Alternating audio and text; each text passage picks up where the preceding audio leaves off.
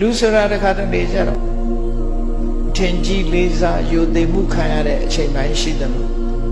ကိုယ့်ကိုအဖက်မလောက်ခံရတဲ့အချိန်မျိုးနဲ့ရှိတယ်ဒါပြောနော်ကိုယ့်ကိုယူသိလေးစားမှုအလေးထားမှုမရှိဘူးအဖက်မလောက်ကြတော့ဘယ်ဟာပဲဖြစ်ဖြစ်လူယူသိရှင်ယူသိခံရတဲ့အခါမှလည်းအထင်မကြီးနဲ့လူတကာကအဖက်မလောက်ဘူးဆိုလို့ပဲစိတ်ဝမ်းမနဲ့ဒါတွေဟာအဓိကမဟုတ်ဘူးကိုယ်မှာအဓိကကတော့ကိုချင်းသီလပြည့်စုံမှုကအဓိကကုသိုလ်ကောင်းမှုရနေမှုကအဓိကစိတ်ကောင်းနှလုံးကောင်းထားလို့အသိပညာတွေတတ်ဖို့ရအဓိက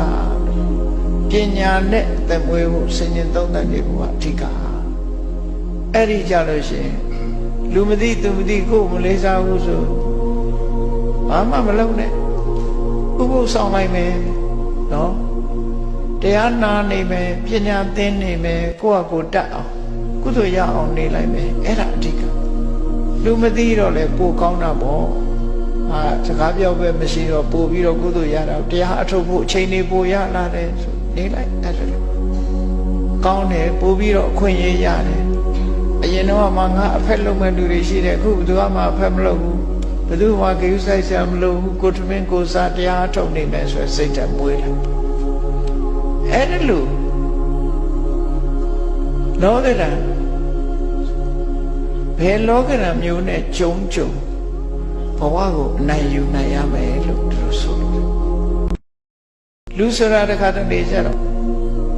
ထင်ကြီးလေးစားယူသိမှုခံရတဲ့အချိန်ပိုင်းရှိတယ်လို့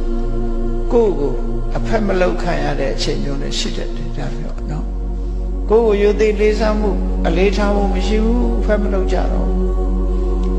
ဘယ်ဟာပဲဖြစ်ဖြစ်လူယူသိရှင်ယူသိခံရတဲ့အခါမှလည်းအထင်မကြီးနဲ့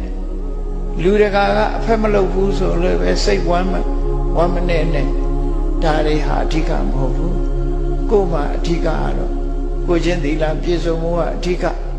ကုသိုလ်ကောင်းမှုရနေမှုကအဓိကစိတ်ကောင်းနှလုံးကောင်းထားလို့အသိပညာတွေတတ်ဖို့ရအဓိက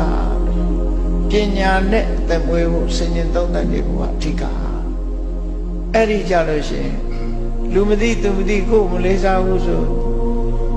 ဘာမှမလုပ်နဲ့ဥပုသ်ဆောင်လိုက်မယ်နော်တရားနာနေမယ်ပညာသင်နေမယ်ကိုယ့်အကိုတတ်အောင်ကုသိုလ်ရအောင်နေလိုက်မယ်အဲ့ဒါအဓိကလူမသိတော့လေပိုကောင်းတာပေါ့စကားပြောပဲမရှိတော့ပို့ပြီးတော့ကုသိုလ်ရတာတရားအထုတ်ဖို့အချိန်လေးပိုရလာတယ်ဆိုနေလိုက်အဲ့ဒါကောင်းတယ်ပို့ပြီးတော့အခွင့်အရေးရတယ်အရင်တော့မှငါအဖက်လုံးမဲ့လူတွေရှိတယ်အခုဘယ်သူမှ